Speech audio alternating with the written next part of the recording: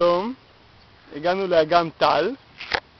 אנחנו חייבים לצלם פה נוף פנורמי, כי אנחנו באמצע הר געש שנמצא בתוך אגם שהוא היה פעם הר געש. אלה מצלמת ואני מדבר, כי אני מדבר. הרבה. למטה, אלה תתפקדי רגע למטה שמה, תראו שיש עשן שיוצא. נכון.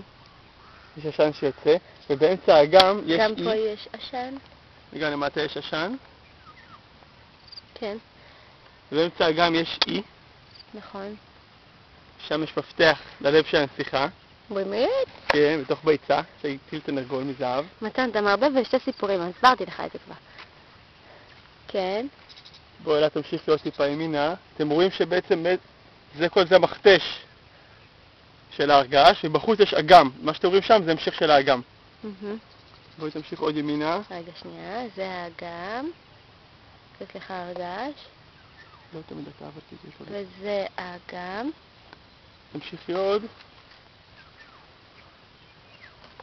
תגיד מה שבאנו כאילו. ומפה בעצם באנו משם למטה. הנה, מפה בדיוק באנו. באנו משם, מפה באנו. באנו משם. באנו עושה כחול.